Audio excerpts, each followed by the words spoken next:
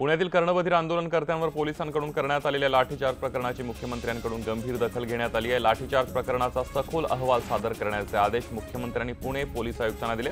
तसंच आंदोलनकर्त्यांवर कोणताही गुन्हा दाखल न करण्याचे आदेशही देण्यात आले। दरम्यान या प्रकरणात सखोल चौकशी करून योग्य ती कारवाई करण्यात येईल असं आश्वासन सामाजिक न्याय राज्यमंत्री दिलीप कांबळे यांनी दिलंय। पुण्यात कर्णबधीर मुलांच्या मोर्चावर झालेल्या लाठीचार्जनंतर राज ठाकरेंनी घटनास्थळी जाऊन त्यांची भेट घेतली। यावेळी मूकबधीर आंदोलनकर्त्या मुलांचा सरकारला शाप लागेल अशी संतप्त टीका राज ठाकरेंनी केली आहे।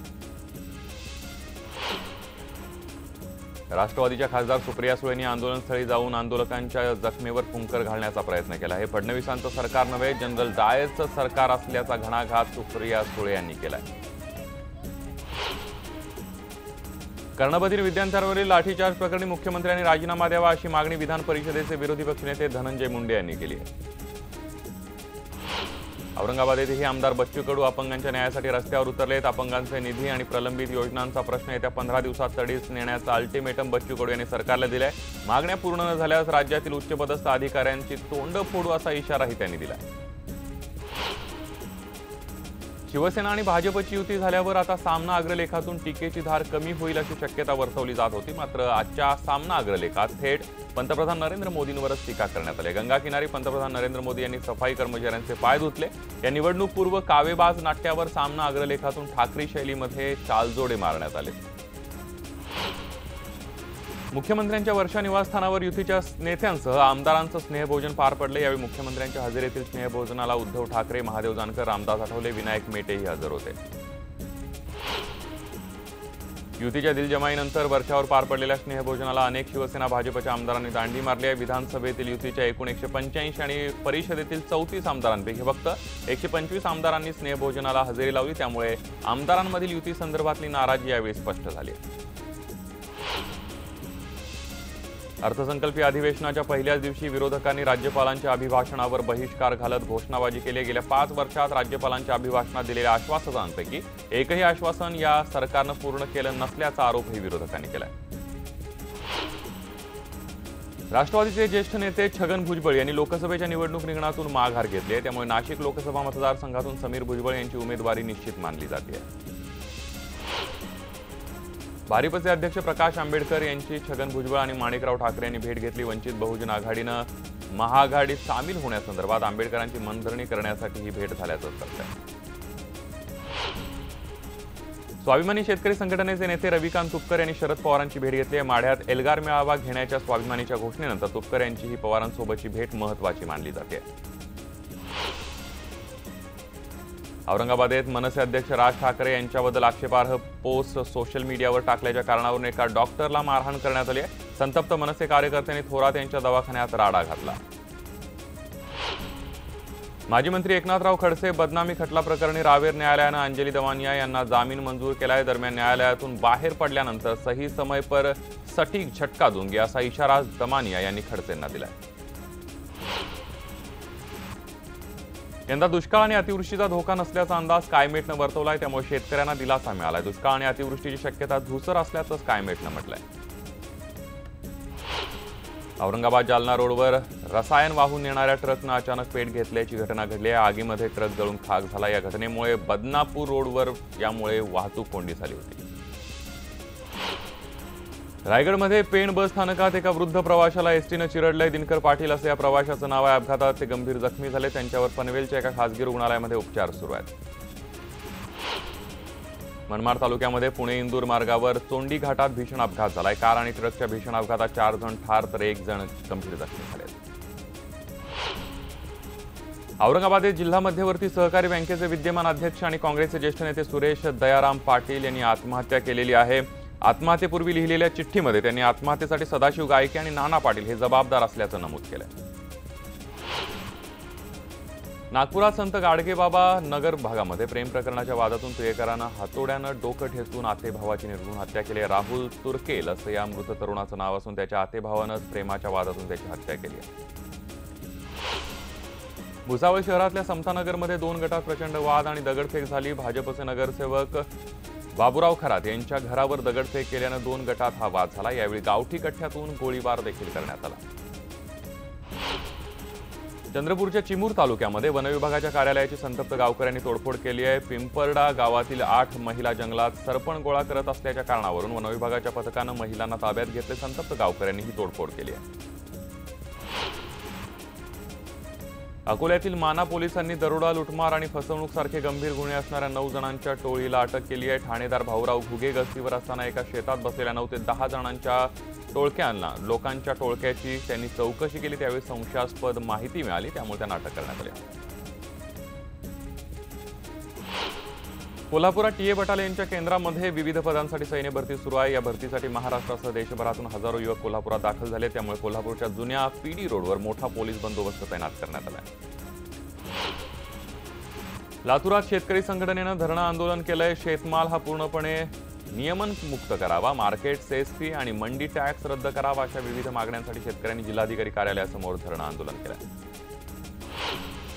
पदवीधर अंशकालीन कर्मचारी संघटनेच्या वतीनं लातूर जिल्हाधिकारी कार्यालयासमोर धरणं आंदोलन सुरू आहे। मागील 14 दिवसांपासून विविध मागण्यांसाठी जिल्हाभरातल्या अंशकालीन कर्मचाऱ्यांनी टप्प्याटप्प्यानं आंदोलनात सहभाग नोंदवला। जयगडमधील जिंदाल पोर्टनं मच्छीमारांच्या मागण्या पूर्ण न केल्यामुळे स्थानिक मच्छीमार आक्रमक झालेत। कंपनीविरोधात मच्छीमारांनी बेमुदत उपोषणाचा इशारा दिला। याबाबतचं निवेदन रत्नागिरीचे प्रांताधिकारी अमित शेंडगे यांना देण्यात आलंय। बारामती आणि फलटण तालुक्याच्या मधून जाणारी नीरा नदी सध्या प्रदूषित झाली आहे, त्यामुळे इथल्या शेतीचं खूप मोठ्या प्रमाणावर नुकसान होतंय। त्यामुळे इथल्या शेतकऱ्यांनी आंदोलनाचा पवित्रा घेतलाय।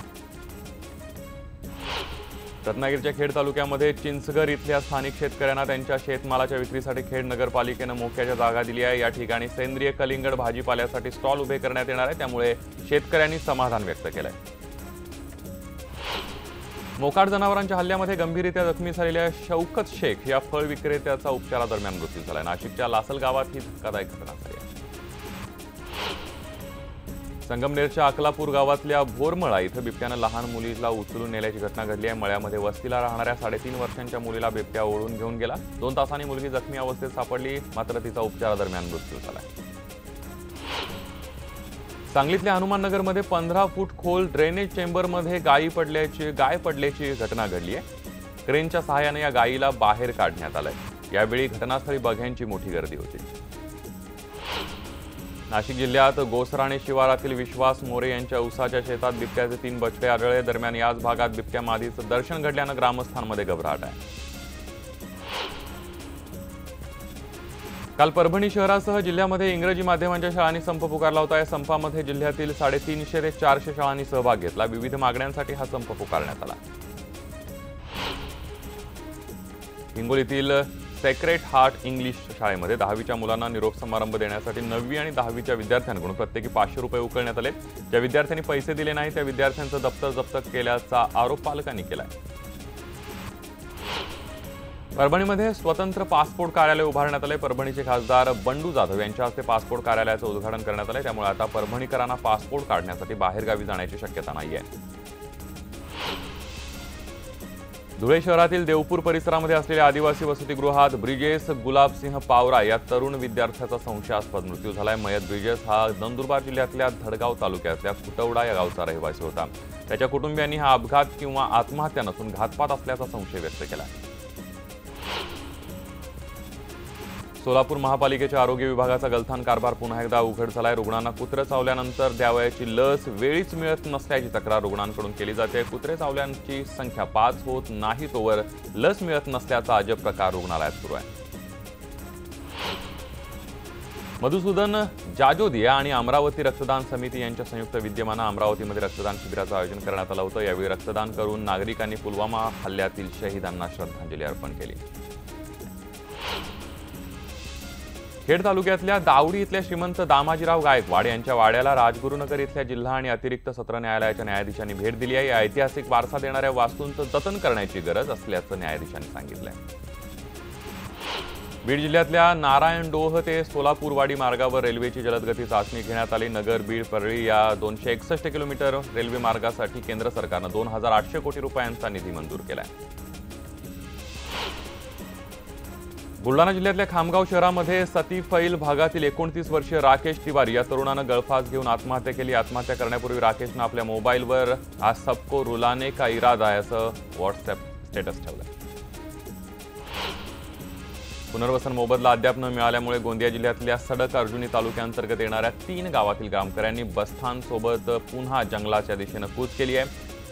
वनविभागानं या ग्रामस्थांना वेळेतच गेटवर रोखल्यामुळे या ग्रामस्थांनी ठिय्या आंदोलन सुरू केलंय। जळगाव इथल्या ब्रिटिशकालीन शिवाजीनगर रेल्वे उड्डाणपुलाची कालमर्यादा संपुष्टात आल्यानं या पुलाचं नव्यानं बांधकाम करण्यास सुरुवात करण्यात येणार आहे। त्यामुळे या पुलावरून होणारी वाहतूक बंद करण्यात आली असून पोलीस बंदोबस्तात खोदकामाला सुरुवात झाली आहे। विविध मागण्यांसाठी ग्राहक एकता मंच भंडारा गोंदियाच्या वतीनं भंडारा जिल्हाधिकारी कार्यालयासमोर जेलभरो आंदोलन करण्यात आलं। शेकडो ग्राहक आणि एजंट यामध्ये सहभागी झाले। गोंदिया भंडारा जिल्ह्यात कंपनी अधिनियम 1956 अंतर्गत नोंदणीकृत कंपन्यांमध्ये जनतेनं केलेली गुंतवणूक परत मिळण्याची मागणी यावेळी करण्यात आली। राज्यात अज्ञातांकडून गाड्या जाळण्याचं लोण चंद्रपूर शहरातही पोहोचलंय। सरकारनगरमधील हिरेन अपार्टमेंटमध्ये अज्ञात व्यक्तीनं पहाटे 4 दुचाकींची जाळपोळ केल्याचं उघड झालंय। घटना घडल्यानंतर प्रथमदर्शनी ही आग शॉर्ट सर्किटने लागल्याचा अंदाज व्यक्त करण्यात आला, पण नंतर सीसीटीव्ही बघितल्यावर एक व्यक्ती आग लावत असल्याचं दिसून आलंय। पोलिसांनी या संदर्भात गुन्हा दाखल केलाय। मनसे अध्यक्ष राज ठाकरेंनी आंगणेवाडी यात्रेला हजेरी लावत भराडी देवीचं दर्शन घेतलं। राज ठाकरेंसोबत मनसे नेते बाळा नांदगावकर, नितीन सरदेसाई आणि कार्यकर्त्यांनी ही यात्रेला हजेरी लावली।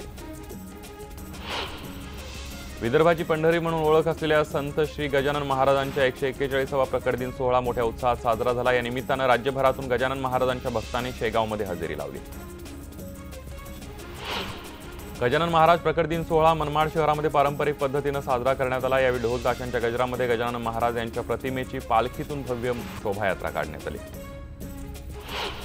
पंतप्रधानांनी कुंभमेळ्यात सफाई कामगारांचे पाय धुवून वंदन केलं होतं। यावर प्रतिक्रिया देत चंद्रपुरात महानगरपालिका आणि शासकीय वैद्यकीय महाविद्यालयाचा पगार न मिळालेल्या कंत्राटी सफाई कामगारांनी पंतप्रधान मोदींची आरती ओवाळली। पूजा करण्यापेक्षा या कामगारांना किमान सुविधा मिळण्याची मागणी यावेळी करण्यात आली। या मागणीसाठी कामगारांना 8 महिन्यांपासून या वेतन मिळालेलं नाहीये।